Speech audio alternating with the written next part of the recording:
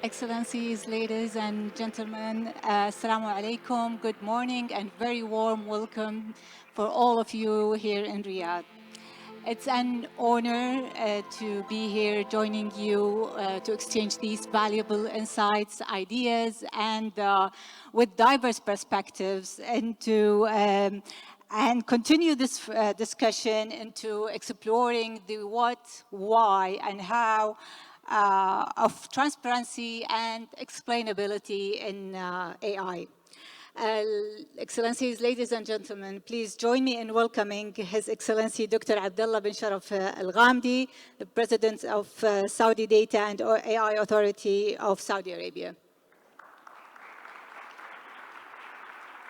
Mr. Junwal Lee, UN Under Secretary General for Economics and Social Affairs.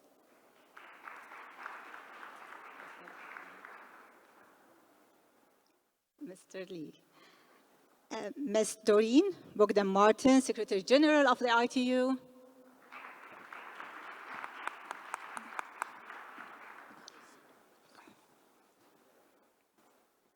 His Excellency Dr. Amal Al-Falah Al-Saghroushni, the Minister of Digital Transition and Administration Reform in Morocco. And last but not least, Dr. Gong Qi, President of the World Federation of Engineering Organizations and Executive Director for the Chinese Institute for the New Gen AI Development Strategies. Dr. Gong.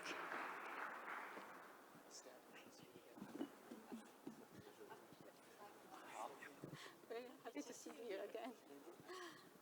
Hello, nice meeting you. Thank you so much for joining me here in this session. I will go first to describe the general theme of this interesting session. So in this session, we want to know how AI actors, users, and regulators define transparency and explainability in the context of AI. And is this definition a consensus definition? While going through some real-world examples to show the significance of using transparency and explainability, we also want to dig into the technical and other challenges that make AI systems hard to explain. And since that we have very interesting diverse group here, moving from national to regional and global perspectives, we want to discuss the regulatory roles, the shortcomings in the roles, as well as the improvements that we want to achieve, foster international collaboration, and encourage digital dialogue on the roles and expectations from different stakeholders. Finally, this is a question from me. I want to ask ourselves whether the Turing test for AI is still valid for today, or we need a different version to trust, a new trust version for the Turing test to check whether we have trustworthy AI systems or not. Hopefully, some ideas will come from the IGF here in Riyadh. So let's dive right in. And I will start with you, Mr. Doreen, as ITU plays a pivotal role in setting global standards for technologies. How should the term transparency and explainability in the context of AI be defined? And how to promote specifically transparency and explainability in those standards, which is, I know, a very challenging topic. Please, thank you. Thank you so much, and good morning again, ladies and gentlemen. I guess, Latifa, picking up as you were a member of HLAB, I think it's important to note in the discussions that came out of the Secretary General's high-level panel, high-level advisory body on AI, there were many terms that the group understood didn't have internationally agreed, let's say, definitions. I mean, things like fairness, like safety, like transparency. But obviously, when it comes to transparency and when it comes to explainability, they're both absolutely critical in building public trust, which we need to do when it comes to AI. And we want to ensure accountability for AI systems and AI applications. So for us, I think when it comes to transparency, it's about that disclosure when it comes to the how, and we want to make sure we understand how systems are designed. We want to understand how those systems are trained, and also to understand how they're ultimately deployed. So those are the elements we keep in mind when it comes to the how in respect to transparency. When it comes to explainability, it's a bit more towards the outcomes. It's the how and the why AI systems produce specific outcomes. And as I said, both are absolutely critical when it comes to building that trust piece. And we want to make sure, as many speakers have noted in the previous opening session, that AI doesn't get used for the wrong purposes, that AI doesn't perpetuate biases, that we avoid potential harm. So we need to make sure that those two key features are built in. From the ITU perspective, we put standards at the core. We think that standards are the cornerstone of responsible development of artificial intelligence. Those standards play a key role when it comes to safety, when it comes to transparency, when it comes to ethical use, and that can also help us ensure that we unlock AI's full potential. And I guess the last thing I wanted to mention, and it's a specific example, we have launched a group as part of the World Standards Cooperation, the WSC. So we're working with partners like IEC, ISO, IEEE, IETF, and others. And we're focusing in that group on multimedia authentication. We're looking at deepfakes, and we're looking at misinformation. And I think that's a good example of partnerships, of collaboration to ultimately make a difference. One other piece is the points about transparency and also explainability are also core to a recently adopted resolution that came out of our India Standards Conference, where we had our first AI Standards Summit. Thank you. Yeah. Thank you. Thanks very much. And this is really very interesting, and I think it's totally aligned with what we exactly are looking for in terms of harmonizing those standards and specifically working and building studies to know the metrics that we need for those explainability and transparency for each context or application that is quite different when we are discussing those two principles. And the most interesting part that those standards and those global efforts are aligned with many national efforts. And specifically, if I want to ask Your Excellency, Dr. Abdullah, about Saudi Arabia. Saudi Arabia has made significant strides when it comes to promoting the ethical use and development of AI. Could you please share more about the Kingdom efforts and initiatives in advancing AI ethics, transparency, and explainability? Thanks. Thank you, Dr. Latifa. First, I would like to welcome my fellow panelists to Riyadh, and it's a great pleasure to share the stage with such distinguished visionaries and thought leaders. First, let me just talk about the beginning of our journey in Saudi Arabia and the area of AI that started back in 2019 when the Saudi Data and AI Authority was established. So Saudi placed a strong emphasis on embedding the ethics into the core of all AI initiatives since then. So we focused more at the beginning on the AI ethics framework, and basically Saudi was among the early countries adopting the UNESCO recommendation on AI ethics. So a year after that, back in the Global AI Summit, the second one back in 2022, we announced our national AI ethics framework, And the beauty of that framework, it was associated with the incentive program that was announced early this year. The idea of the program to encourage the governmental entities to register in a platform and also to undergo a number of surveys. And based on their performance, based on their maturity level, they are granted badges. And on this stage, 2 months ago, we celebrated 20 entities from the public and private sectors and granted them badges. And also this framework, the National AI Ethics Principles Framework, was also recognized as a champion by the ITU WISIS a while ago. So this signifies our commitment here in Saudi Arabia to align also with the international community in those initiatives. And also, the government has introduced a unique initiative by establishing the International Center for Artificial Intelligence Research and Ethics. And His Excellency Minister Abdullah just presented this initiative and also the role of this center. And proudly, the UNESCO has recognized the center as a global and regional partner to advance the AI ethics locally and worldwide. And only a few days ago, the UNESCO has published its report on AI in Saudi Arabia that highlighted a number of unique achievements and initiatives on AI ethics.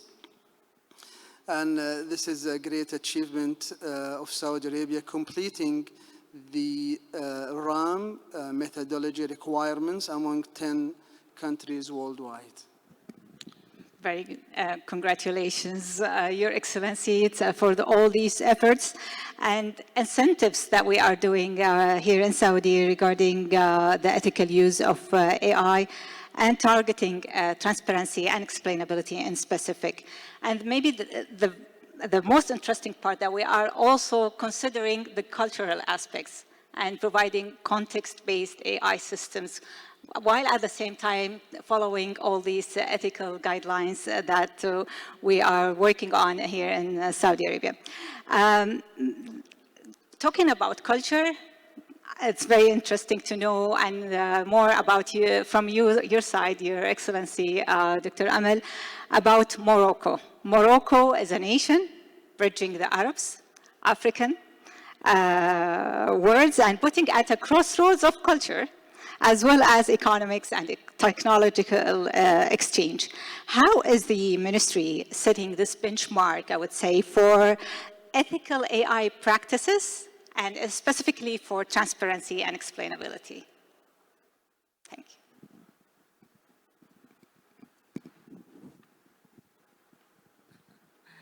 Thank you very much for the question. Yes, Morocco is Arabic, African.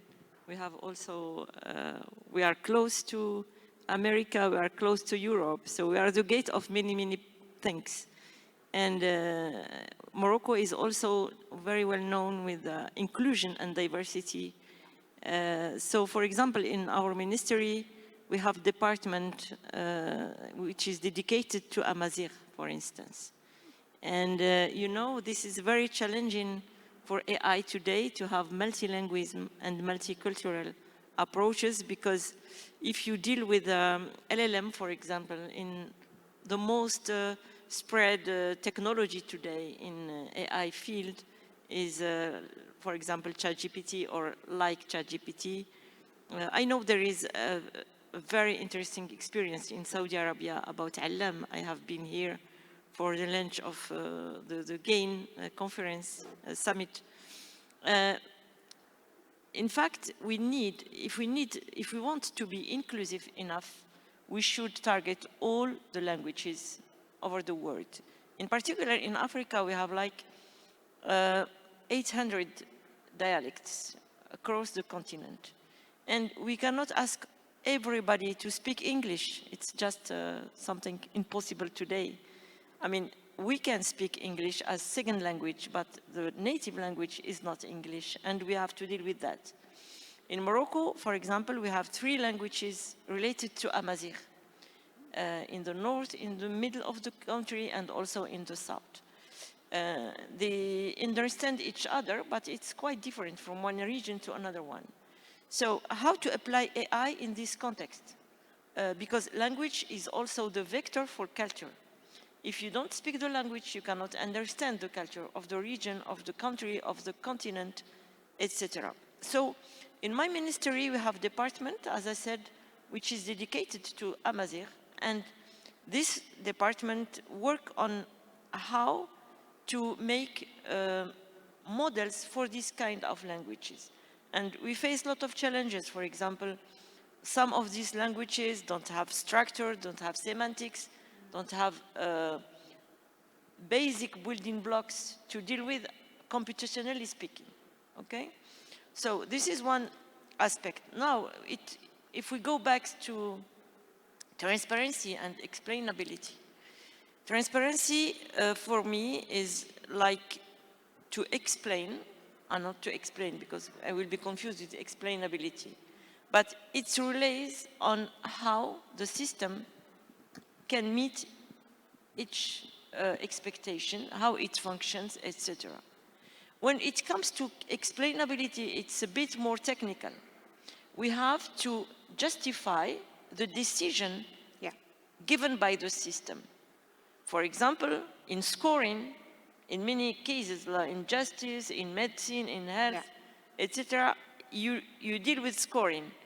The scoring should be justified on technical parameters of the system. You have to justify your decisions. Mm-hmm.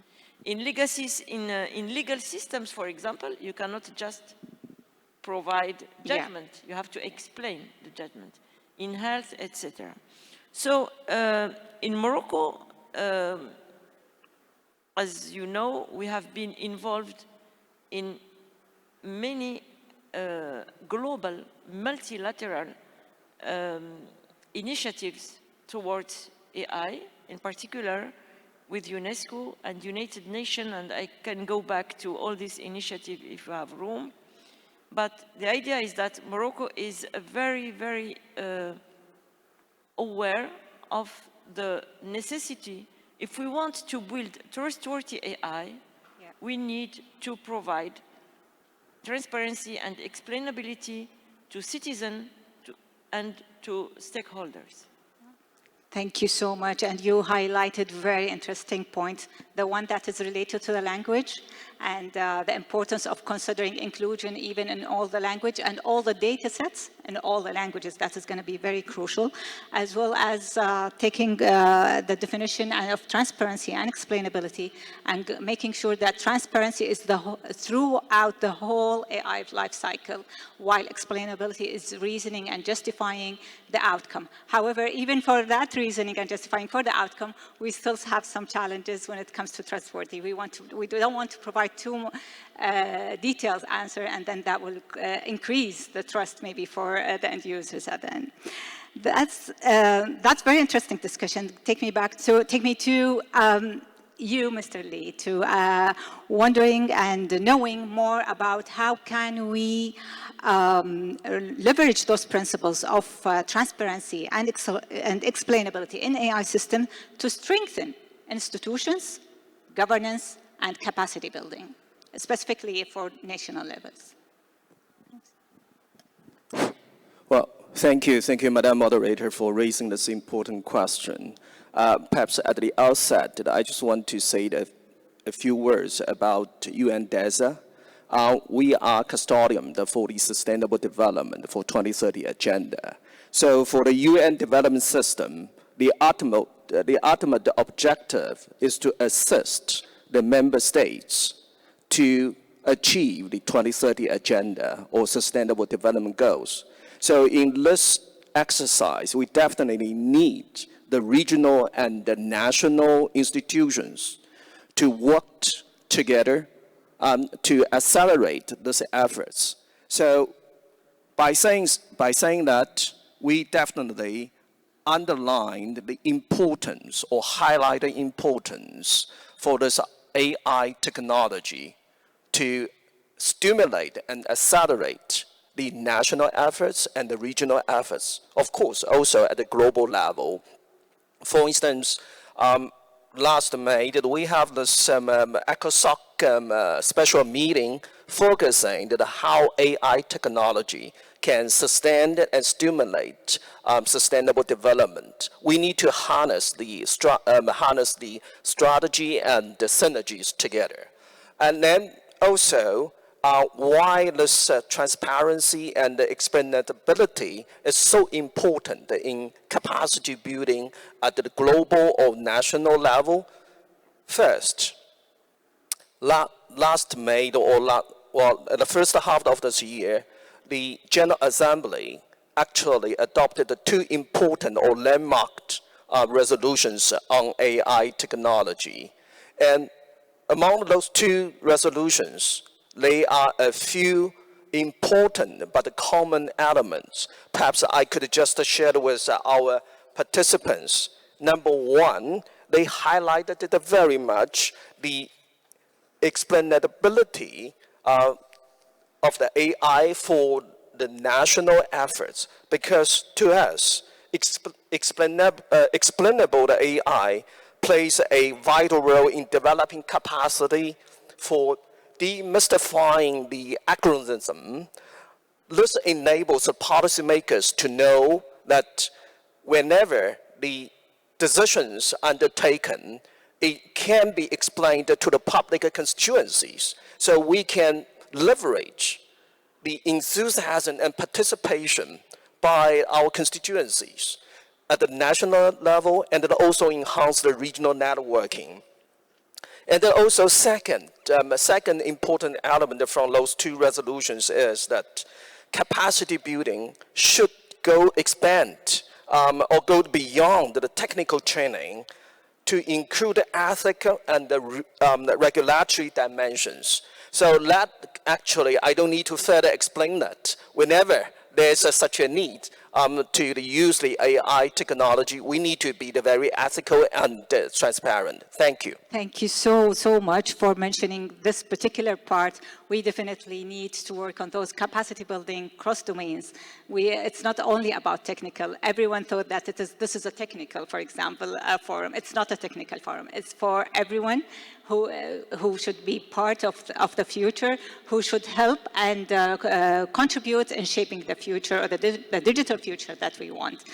Dr. Gonki, I know that you are leading the Chinese Institute for the new Gen AI, and I'm sure that you have your inputs and opinions when it comes to how can we leverage AI ethics and capacity building in specific to transparency and explainability in AI. Thank you. Thank you. Based on the observation of my institute in the past years to the Chinese practices, I think there are 5 essential steps to promote the transparency and responsible deployment of AI system. First, we need to building wide consensus through multi-stakeholders dialogue by the institutional approach to engage policymakers, industrial leaders, academia, and civil society to develop a shared understanding of transparency and explainability.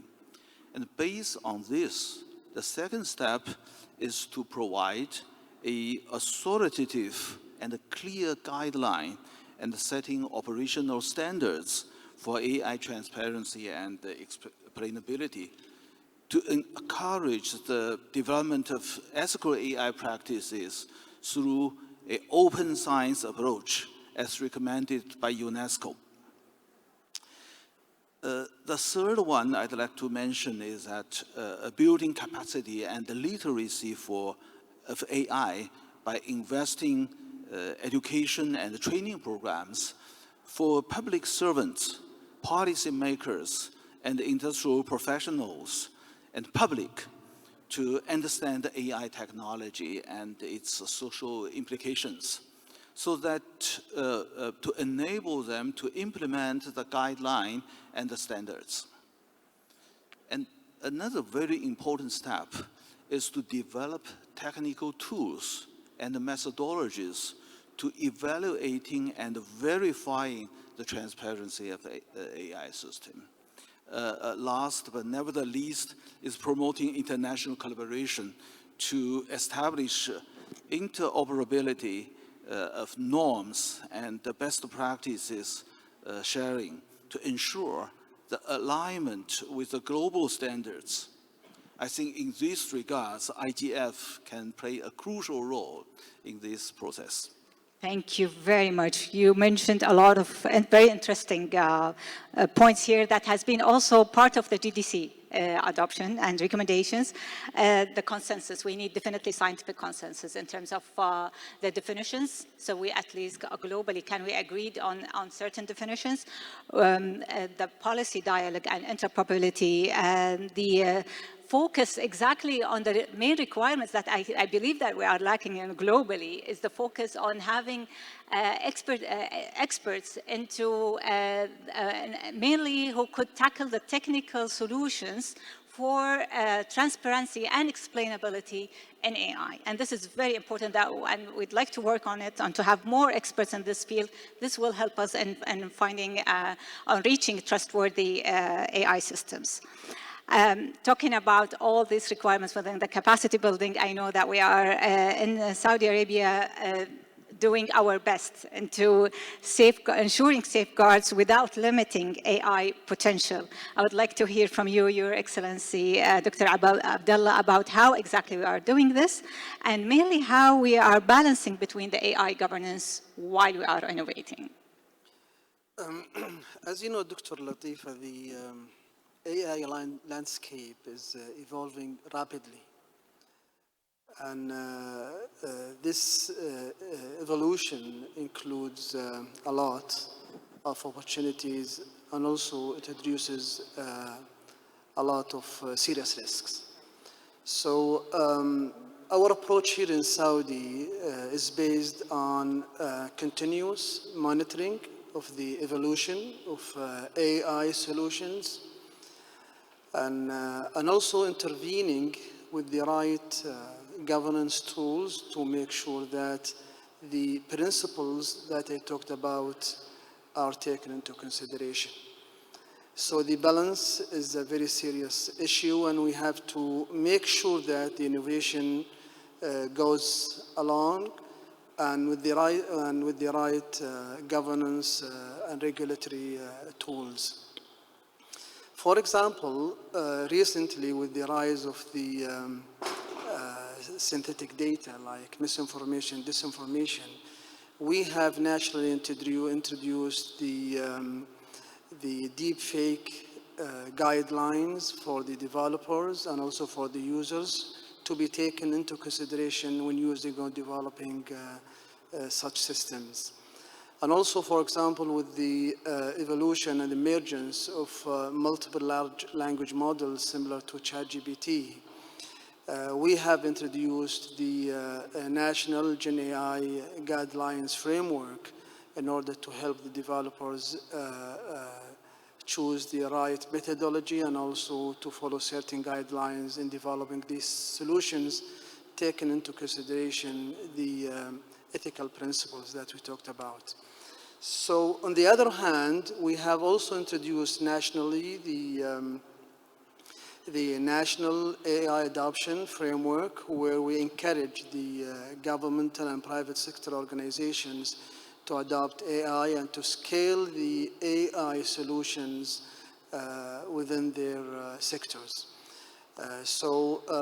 Recently we have celebrated the establishment of 25 AI offices within governmental organizations, and those offices will take the care of balancing between innovation as well as the regulation, taking into consideration the National AI Ethics Principles Framework, and also the framework we have just talked about, the Gen AI framework, and so on and so forth.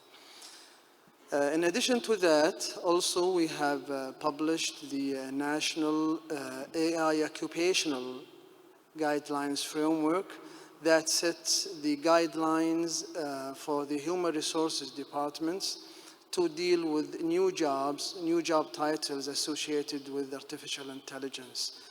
Jobs like the AI engineering, the AI data science, the data analysis, the AI developers. So we set the guidelines, the performance criteria that can be used for evaluating the job titles and also the applicants. Also, on the other hand, we have introduced the national academic framework for the academic institutions to be used in making sure the curriculum developed or used take into consideration those guidelines. And we have introduced 8 levels, starting from the elementary level, level number 1, going through the undergrad, reaching to the PhD level, level number 8. So the idea is for the academic institutions to take these guidelines into consideration when introducing new programs on AI. Last but not least is the introduction of or the establishment of the International Center for AI Research and Ethics that was accredited by the UNESCO, as we mentioned before. And I think these initiatives make Saudi number 3 worldwide after the US and the UK, according to the OECD Policy Observatory.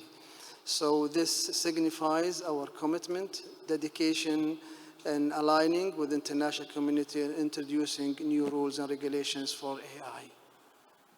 Thank you so much, Your Excellency, and well deserved after going through all those frameworks, and that is some related to the curriculum and occupational and for the capacity building itself, while the others also taking care of how exactly the adoption of AI, giving that at this very, I think it was announced a few months ago, and we have already 25 AI offices in government entities.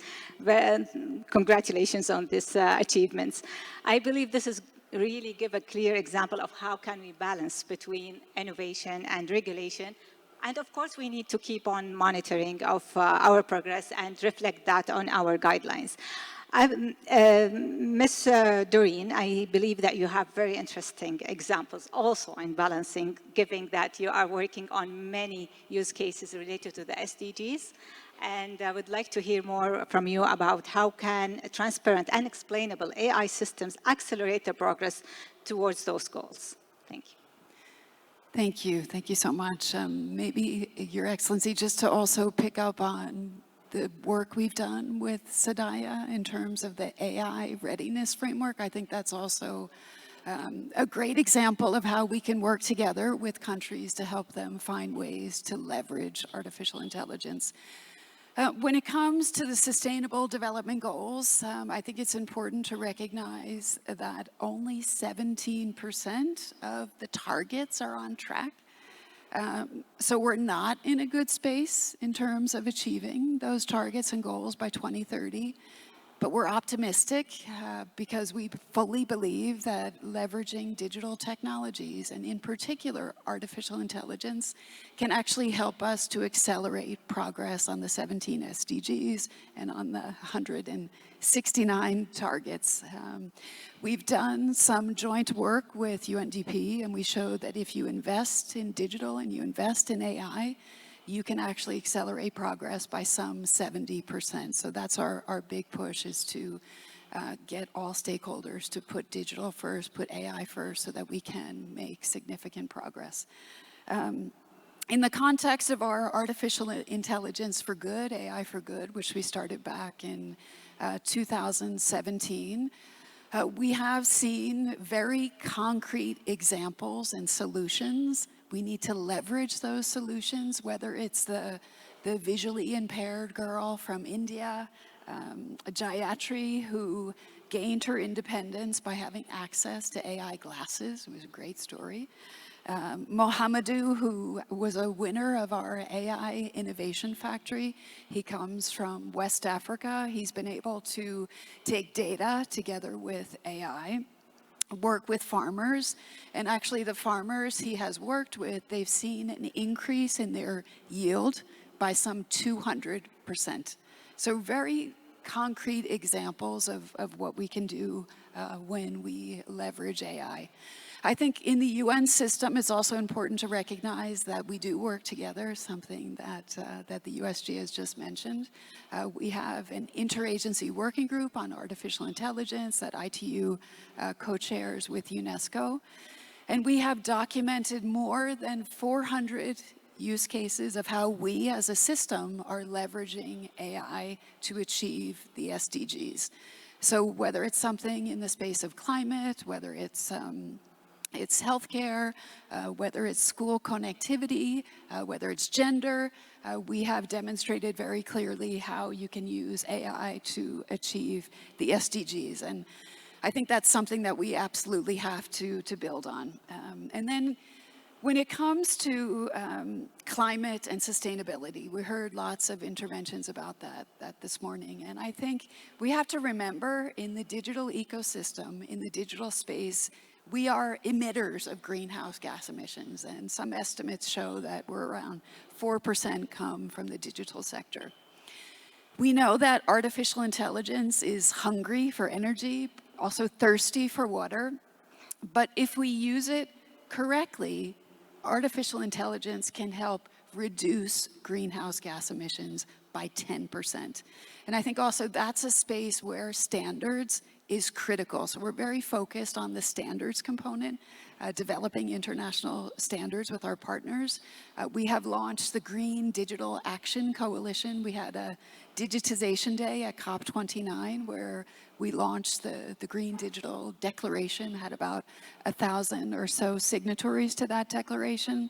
And we do need to come together to advance sustainable green solutions when it comes to digital and when it comes specifically to artificial intelligence so that we can be reducers and not emitters.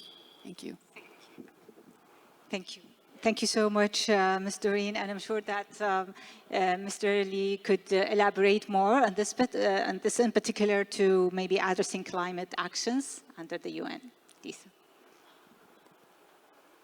Well, thank you. I'm so glad to hear from Doreen about this SDG implementation. We are off the track, left behind our objectives.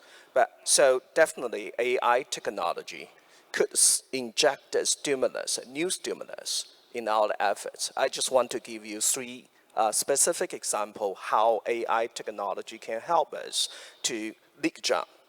First, AI in the real-time data analysis.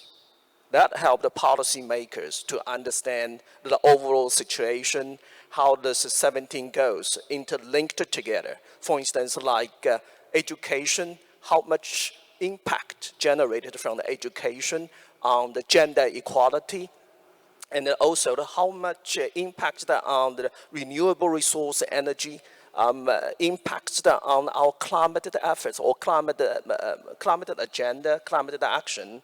And second, a specific area is that the AI system can address the structural inequalities. For instance, if there would be a urgent situation or the contingent situation, we need to allocate the resources to the disaster reduction or disaster relief. That's the important thing for the policymakers to make the right judgment and the decision. So that's the AI can help. In the third area, just now you mentioned the climate action.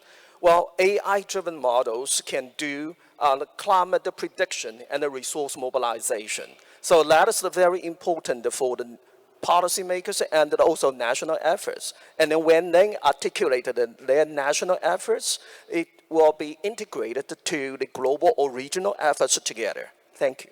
Thank you so much.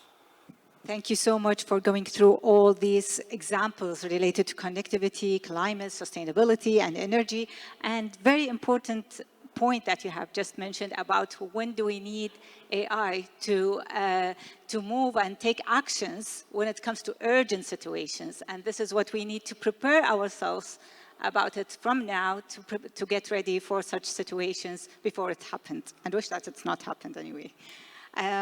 For Your Excellency, Dr. Amal, we have heard a lot of opportunities, a lot of enormous potentials for AI in different use cases and different national and regional and global level. However, we both know that there are a lot of barriers too.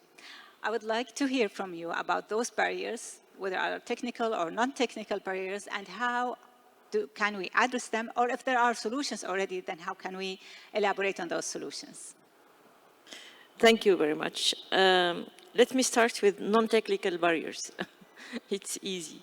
We have to conduct mindset changing in our countries to make adoption of AI easier, because it's a huge problem to convince stakeholders to develop AI systems for different reasons.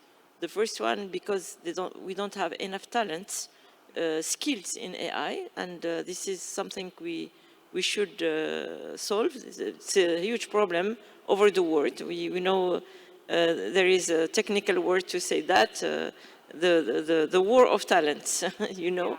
It's a big problem to solve first. And also this, people are fear from AI because they think AI will dominate the world, AI is more intelligent than human being, etc., etc. Now let me talk about the technical problems. I think the first one technical problem is the complexity of the models. As you know, Europe has developed in the AI Act until 2020, and then ChatGPT came on the table and AI Act stopped. It's just like, you know, something very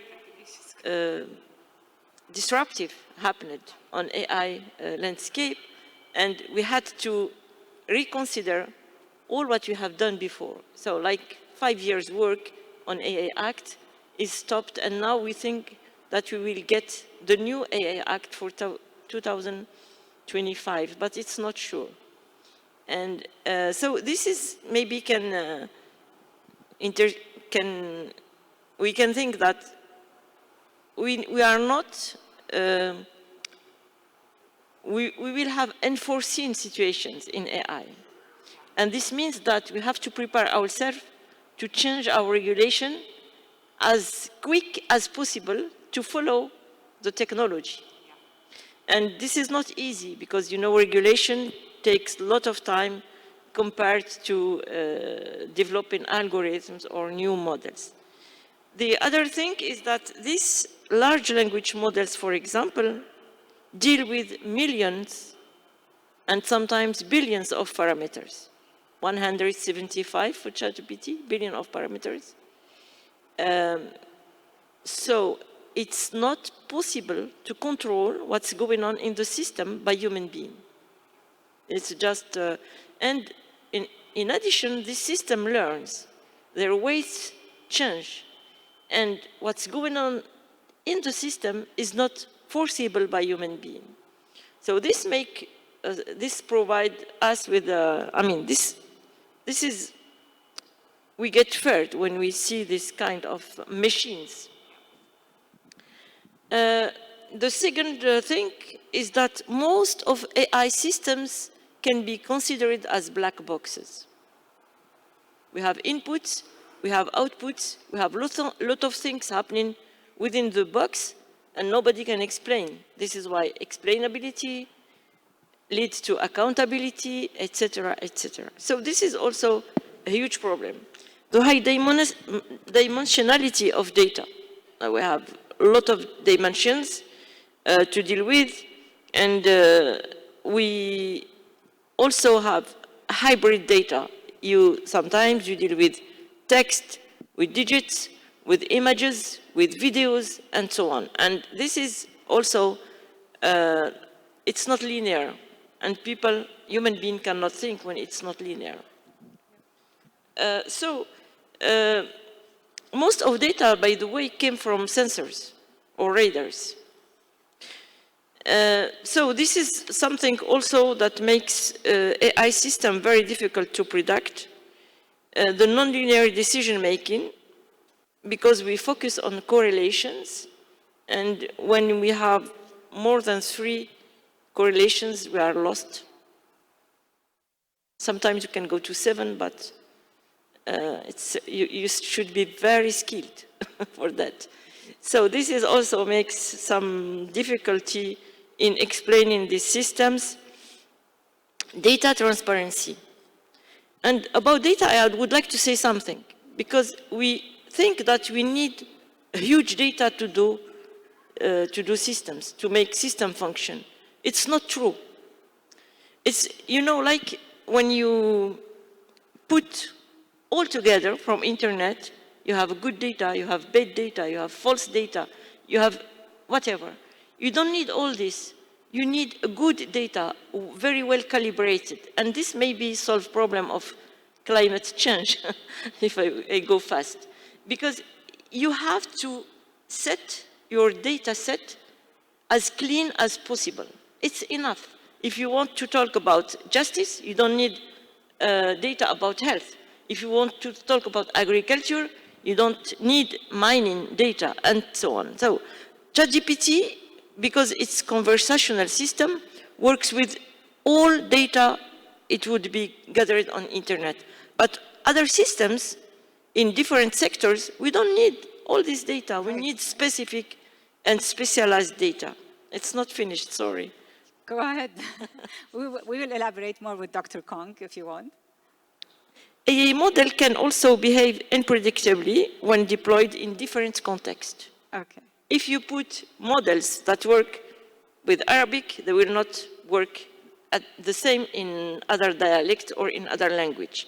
So when you change the context, you should make accurate data, and you should change sometimes deeply the data you use. Totally agree with you, Your Excellency, and I'm sure that Dr. Kong has a lot to exchange with us, giving his expertise within the Gen AI, and I'm sure within the use cases that you are dealing with in the Institute. Please. In view of the limited time, let me focus on the technical barriers. As just mentioned by our colleague from Morocco, the technical barriers mainly lies from the complexity of the AI model and also from the data privacy. This raises a further challenge to the transparency of the models. So to address these models, I think it is, among many others, to further encourage and promote technical innovation is a must. For example, we need to advance the AI model from today's pure data-driven model to a new model which will be jointly driven by data and knowledge in terms of knowledge graph, decision-making trees, and many others. And also, we need to adopt and further develop privacy preserving technologies like differential privacy, federated learning, and homomorphic encryption to protect sensitive data while enabling transparency. I think further technical innovation in a possible and ethical way is a must. Thank you. Thanks so much for mentioning all this. We have heard about the complexity of the model, the complexity of the data, and the complexity of regulations, and how much we need flexible regulations. And this is maybe the call for, again, support even for the AI Act. It's now used as a sandbox for monitoring and evolving and changing, amending the current regulations. And we need to support, again, yeah, I totally agree with you about how having more skills for responsible AI that works on the technical side to have more solutions, I would say technical solutions for responsible AI, including the privacy preserving technologies.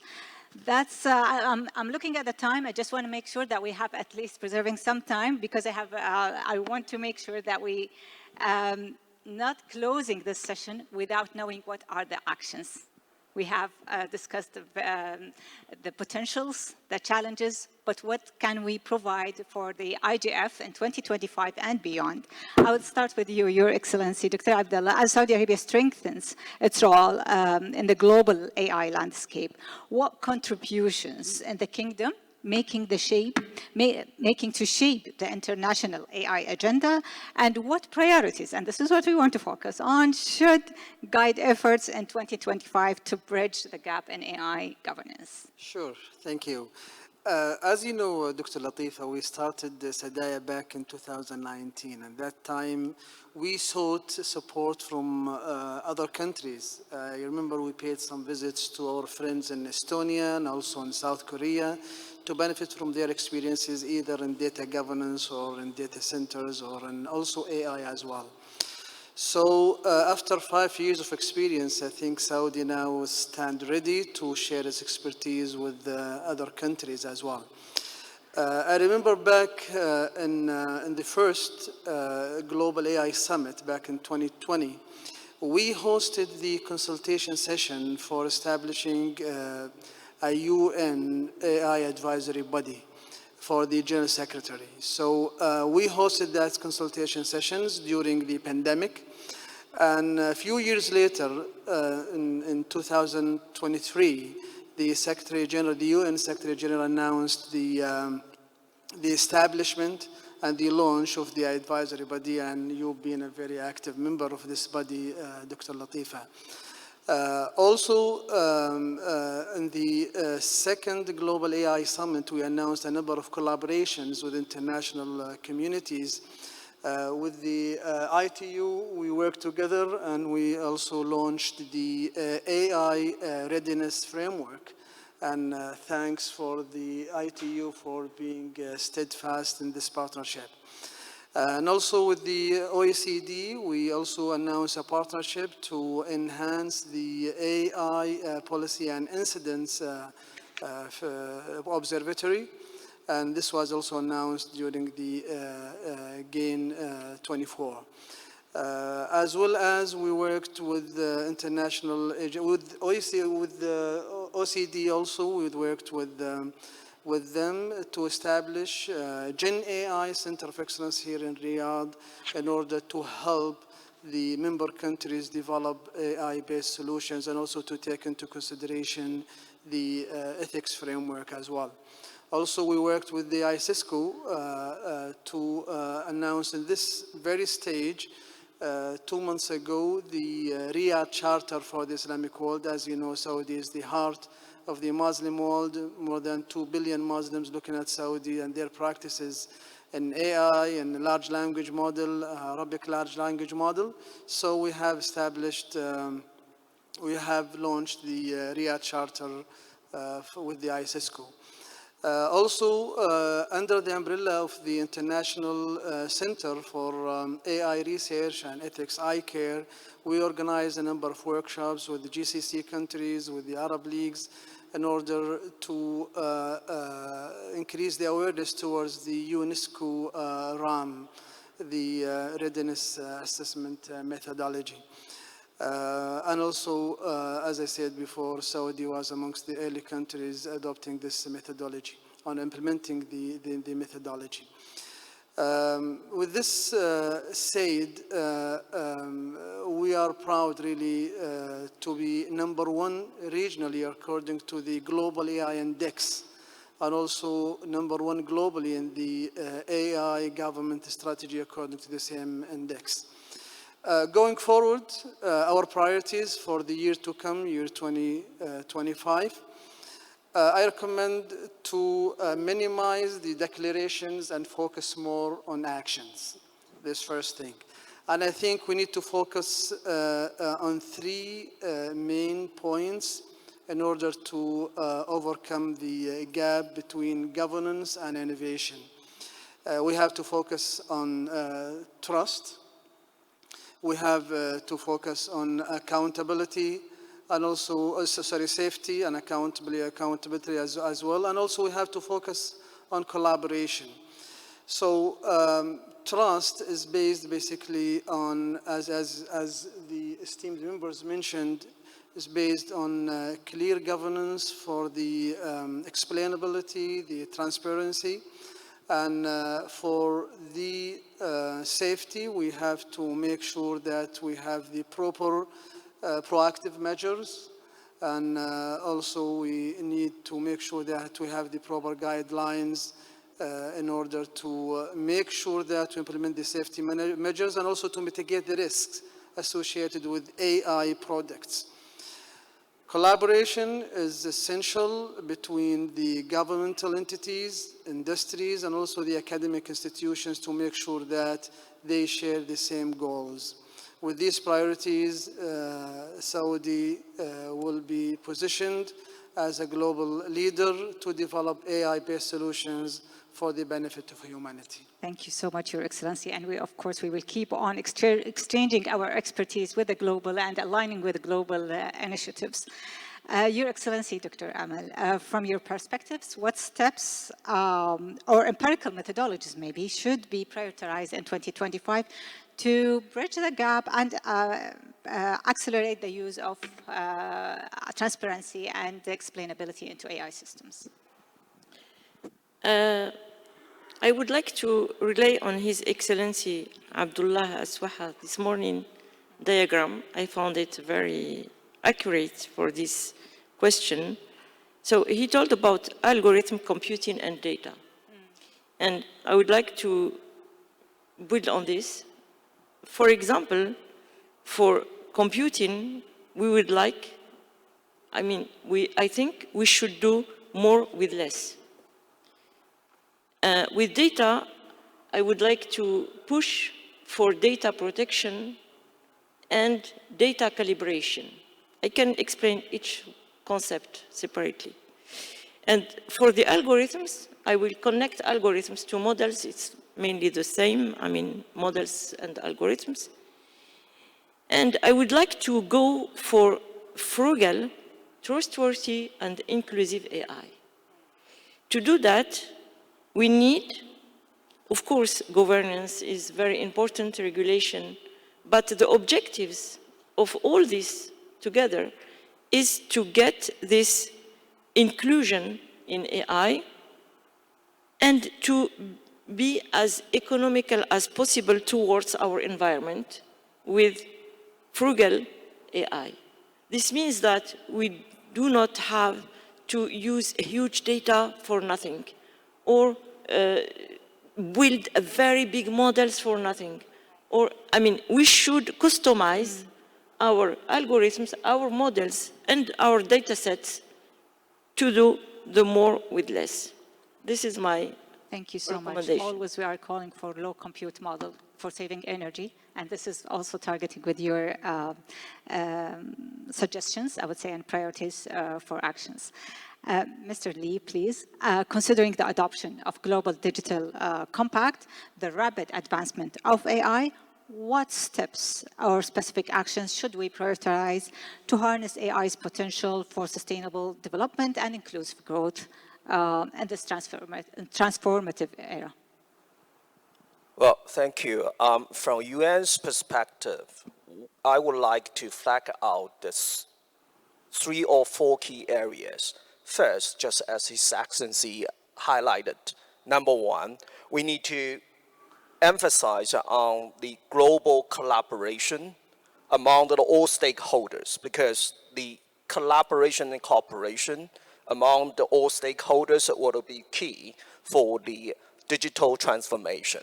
Second, that I would argue that the key areas to utilize this IGF platform as the order distinguished speakers this morning highlighted it again. This is a primary, open, and inclusive platform. So we need to dig the potential of this IGF. And third area I would like to argue is to allocate additional efforts to support the capacity building in the global south, especially at the local community levels. Because without them, without the open access by them, it's hard to imagine that we can benefit for everyone. Last but not least, as the Minister has argued, we need to uphold a very responsible use of the data. I don't need to further elaborate it. Thank you. Thank you so much. Ms. Doreen? Thank you. Perhaps, Abdullah, to pick up on your last point on humanity, because I think at the end, it's all about humanity. It's all about the betterment of humanity. I had the honor and privilege of meeting Pope Francis a couple of weeks ago, and we spoke about technology and humanity, and he reminded us that artificial intelligence doesn't just need a brain, it needs a heart. It needs empathy, so let's remember that. And of course, when we think about our digital world, what does it mean when we still have a third of humanity that is not yet connected? The Secretary General often reminds us that we have to make sure AI does not stand for advancing inequalities. So when it comes to what to prioritize, I think we really have to prioritize closing the gap, closing the digital gap, closing the AI gap. As the Minister said this morning, that gap is a compute gap, we have a data gap, we have an algorithmic gap, and as you just said, we have a capacity building gap. We got to close those gaps if it's going to benefit humanity. We also need to be focusing on standards. We need to focus on responsible standards for AI. And then I guess the last point is about governance. We need to have more inclusive governance discussions, like here at the IGF, at the WSIS Forum, at AI for Good. We need all stakeholders at the table to discuss governance that benefits all of humanity. Thank you. Thank you so much. Dr. Kong? So let me raise 2 points. Firstly, I'd like to echo the Undersecretary Lee has mentioned capacity building. Capacity building is so important for the further deployment and application of AI in a inclusive and responsible way. The capacity divide is behind the divide of data, the computer, and algorithm. Here, I'd like to highlight the engineering capacity. Engineering capacity is so important. The World Federation of Engineering Organizations, with support of UNDESA, UNESCO, and many other United Nations organizations, is carrying out a 10 years long engineering capacity building for Africa program. We need your support. And secondly, I'd like to mention the combination of digitalization and sustainable development to make a dual transformation or twin transformation of sustainability and digitalization. So in China, we say to move AI from chat to product to benefit people and to achieve double increases and double decreases. The double increases is to increase the quality of the production and to increase the efficiency of the production. The double decreases is that to decrease carbon footprint and to decrease the cost. So I stop here. Thank you. Thank you so much. I think this is the best words to close our discussion today. And for our audience, please take these actions for the next IGF to build safe AI systems and secure human-centric, which is going to be a solution for most of the issues that we are discussing here, a human-centric digital future, and leave no one behind. And don't forget, AI has heart too. Thank you so much.